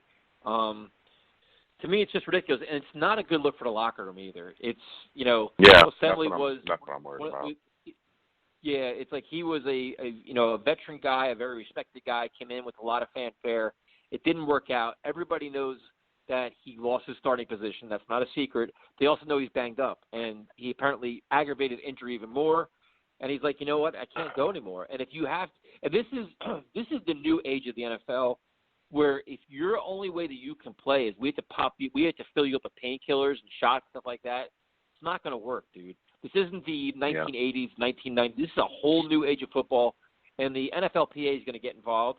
And it's just like, why even create all this? Is it even worth it for a guy that's not going to be here next year? Like, why? Why create this chaos, Joe? Like, listen, I don't care if he's right or wrong. He doesn't want to play. He's hurt. And if he's going to take shots to play, it's going to make you look bad. Yeah, it is. And I want to thank Steve for calling in. He was on fire. I'll talk about this first. But look, this situation with Osemele, it could have been handled a lot better. That's what bothers me the most. When you look at where we're at, the team that we are, we understand our beat and all these other things that we have going on. But like you said, when you're dealing with a player's health, and this guy is telling you, and again, this, just from the things we've heard in the media and the leaks and things, hey, I can't play. And he's had doctors, so allegedly on his side, 2 doctors say, hey, he should get surgery on his shoulder because he needs it. He shouldn't be playing through this. And you're still trying to get him to play. And then you're fining him for not practicing and you're fining him for not playing. It just doesn't look good on an organization because who are you to tell a player you can't play if he legitimately has an injury? It's not like he's making this up. It's there. So you know that it's there, and you're still trying to force him to play and deal with pain. And like you said, especially in new days of the NFL, new days of medicine, we all know the addictive properties of painkillers. There's former players that have come out and talked about still having, the addictive property of painkillers after they're done playing, how they can't, get away from those things. So look, if this guy's got to shoot himself up to get on the field, and he's not willing to do that because, hey, his shoulder is really that bad, and even dealing with that stuff is still a pain, then you let him get the surgery and you move on. You don't allow this to turn into the clown show, the circus that it has turned into. I mean, we got enough going on around here. And again, like you said, for me, the bigger thing is, how does this reverberate to the locker room? How do the guys in there see it? Like, hey, well, if I'm dealing with something, are you going to fine me because I can't play? Are you going to try to force me to play if my, say my ankle is broken or I have a fracture somewhere I'll just heal this up. Are you going to try to fine me and force me to play? This is a new regime that's coming in here, dealing with this now. This is a brand new regime. So is this what it's going to be like dealing with Adam Gase and Joe going forward? Also, not just what it does to the locker room, what does it do to the free agents or the players that you would try to get to come here in free agency? They can look at this situation and be like, well, look how you deal with Osemele. Why would I want to play for you? Yep. You're about to sue this guy. Yep. So now we become more of a least desirable, place for free agents or players of talent. I mean, look, that could have been handled better. Just let the guy get the surgery and move on. You already got to start just pay him and move on. He's going to be off the cap next year anyway. Who cares? Like that's just completely ridiculous, man. Completely ridiculous. I think it was handled poorly. I think the fallout from it is bad, but I mean, it is what it is. It's the Jets. Like, look how we handle stuff. Look how we handle look how we handle our general manager situation. We let a guy that we knew was making bad decisions continue to make bad decisions for our future, and then fired him after that. And then we hired this scrub that we got now. Passed on Super Bowl winning coaches and hired him because Peyton Manning called. You kidding me? This place is, I'm telling you, it's spooky. I mean, it's goodness gracious. This thing is a horror show. It's completely crazy. Texas Chainsaw Massacre. This is nuts. People just flying around here doing whatever. That just makes sense. But, I mean, even going back to the Monday night, because I wanted to talk about Booger. Booger was horrible. That was he did a ridiculous, horrible job. He was making up names. And I never yes, and I never, he kept repeating stuff. He kept I mean, it was completely ridiculous. Just completely ridiculous. Breaking down the most smallest, stupidest stuff. He didn't make any sense. Like, he was making up names. He didn't even know what he was talking about. Come on, man. I mean, damn. Are we that low to where we just get whatever commentary crew, just whatever, whoever wants to commentate the Jets game? All right, yeah, just go ahead. You know what I mean? Come on, man. I'm sorry, but Booger was terrible, man. That was horrid. Oh, my God. So now we're going to see if we can get Primetime on here. Primetime, what's up, man? Hey, what's up, guys? How is our social media doing, man?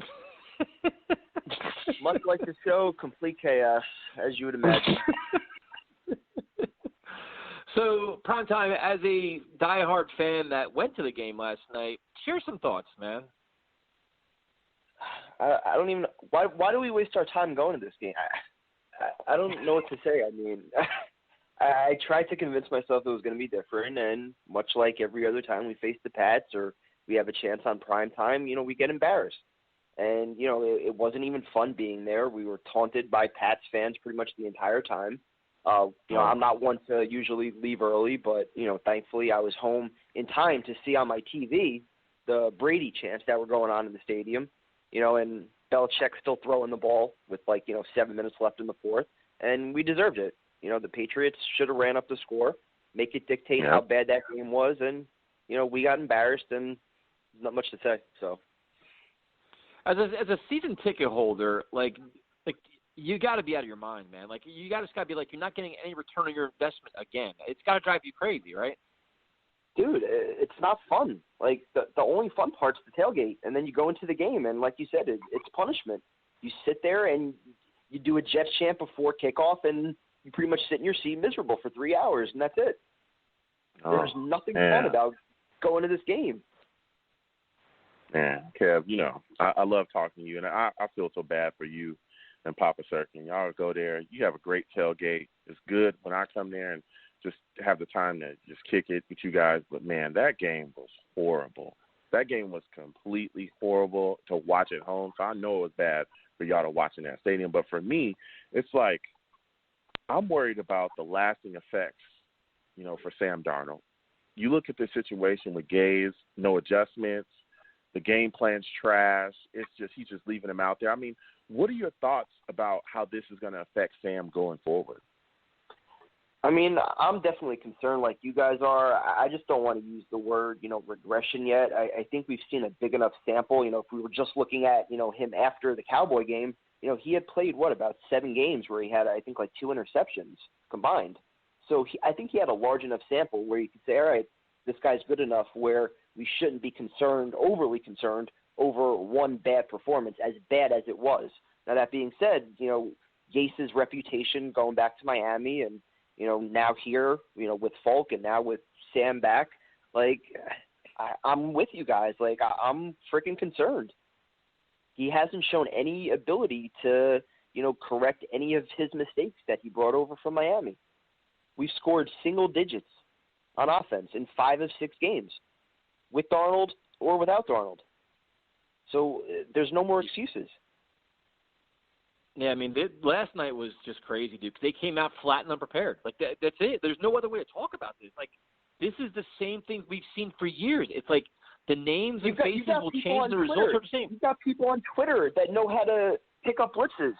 How does Leganes and Pollock and Gates not know what to do? What are we doing in practice? Like, we have to fight and claw for 2 and 3 yards. Like, Le'Veon Bell has to make 3 guys miss to get 5 yards. The Patriots get that on a bad play. It's crazy, dude. Now, what are your thoughts on the defense? Terrible. I mean, we touched Brady, once when Leo hit him for the interception? Other than that, I don't think we got a finger on him. Tremaine Johnson sucks. Darryl Roberts, he still can't get his head turned around. I mean, there's nothing to be proud of. I don't know why Mosley was out there. It's a mess. It's just the decision-making is just insane. It's just there's so many bad decisions that were made. And with the offensive line, dude, I know the biggest issue is with the coaching, but why the hell did they feel the need to move Adoga over to the left side just to put Shell back at right tackle? Oh. I mean, that was terrible.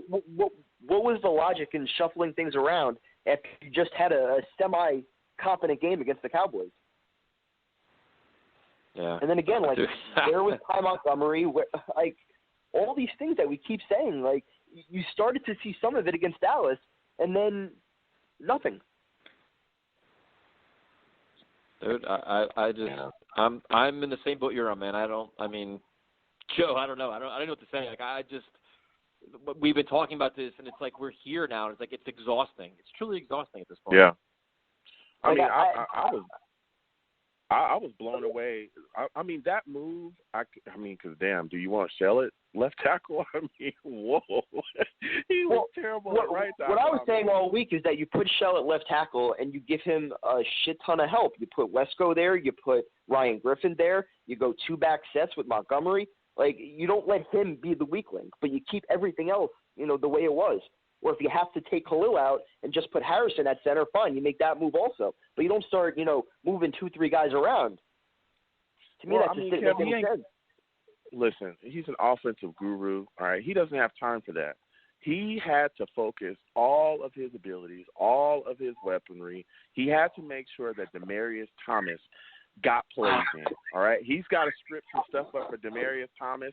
That guy's the number 1 wideout here. He's an elite weapon in the NFL. He had to make sure that he could find ways to get Demaryius the ball. I mean, don't you understand that? Well, we gave up a 6th-round pick for him. We got to get some value, I guess. I'm sure Belichick was loving that. I give up. Can you tell me how we start 2 consecutive drives going 78 eligible? And run the ball. The same running play. That's screaming. I'm about to run. That is literally telling you I'm about to run at you. I'm going to run. 78 eligible equals I'm going to run. Unbelievable. What an embarrassment. I sat there numb. I had no words. Like everything that we saw in training camp with the tempo and, some of those first drives in the preseason where they marched right down the field, like all of it, it's gone. 5 of 6 games, they can't score in double digits. That's unfathomable. So exactly. But Kev, and this is going to be a final question for me is, so do you think that this is where we should start the fire sale? Just start trading guys off and getting rid of guys that we can get some type of value back for? I think so. I think you also have to, I guess, keep a long-term picture as far as if you potentially see them, signing a contract in the offseason. I said, I think in one of my videos a few days ago that I think Douglas hopefully at this point has already gauged what all these guys are looking for in a contract. And, yeah, if Leonard Williams is looking for, $14 million a year, see ya, he should be gone. If Robbie Anderson's trying to get number one wideout money, see ya, he should be gone. Like, those guys aren't worth that. Mandatory. But if, Robbie Anderson's willing to sign for, $8 million a year, something like that, then all right, then we could talk. So, I think it just comes down to, how much they value themselves and, if we see them being a fit. And man, money is mandatory, Kev. Money is mandatory. It's about the legacy, too, though. But don't forget the money is mandatory. I give up. Yep. Are you seeing those? Thanks for coming on, man. Poor Podcast. He's got his hands full of tonight. I know we're just. Oh. All right, Joe. We're gonna wrap things up because our timer's all screwed up. So, thank you to all the callers. The money is mandatory. Thank you to all the callers. I know a lot of them didn't get on, so we apologize for that. Hopefully, we'll be back to normal on Friday. I will contact Blog Talk tonight. Joe, it is your time to shine. Yes, listen, I'm the man of the people. I'm here for the people. Let me shamelessly promote our Facebook page. Everyone go on Facebook, search Let's Talk Jets Radio. Like that page, our content's up there. Go ahead and give it a listen. Message us. We'll message you right back. We love going back and forth with folks about this football team. Also, leave some feedback. We love hearing about you folks think we do here on Let's Talk Jets Radio. I'm also on Twitter as well at YoungJ000. That's 3 zeros. Go ahead and follow me. I'll follow you right back. You want to troll me? No issues. I am the troll that lives under the bridge. I will troll you right back. And I'll have my Darnold jersey on, man. I don't know what Gaze is doing to him, but I'll still wear his jersey, and I'll be praying for him. There'll probably be some ghosts around me as well. So be careful if you're coming up. It gets spooky, all right? So I'll troll you right back, and I might send some ghosts at you too. I'm also on YouTube as well at YoungJ00. That's 2 zeros on YouTube. 3 on Twitter. I do videos. Sadly, I do talk about the Jets, and I'll continue to talk about them all throughout this season. I'll talk about other teams as well. I do a weekly pick-em on my channel. So go ahead and subscribe to my content on there as well. And if you want to troll me on there as well, I'll troll you right back. We can go back and forth. And as always, people, when you see me in person, all right, it is arms out, chest open. I'm like Robbie Anderson. Robbie says, I'm saying, Robbie, now, if you're talking to Robbie now. He inspired me. Talking to Robbie, I'm saying, I'm sure he did. I think that, that's probably his favorite clip because the money for him is mandatory, all right? Now, for me, it's all about the legacy. I love the people. I want to connect with the people. That's why the hugs are free to me, okay? I'm all about the legacy. The money is mandatory. Jesus Christ. All right?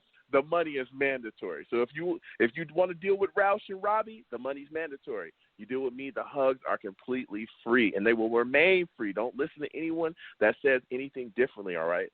So, again, when you folks see me, it's arms out, chest open, free hugs for everyone. It will cost you absolutely nothing. I want to thank you folks for calling in and listening. You folks are the absolute best. Without you people, we are absolutely nothing. Thank you for taking the time out of your day, again, to interact with us and listen to the show.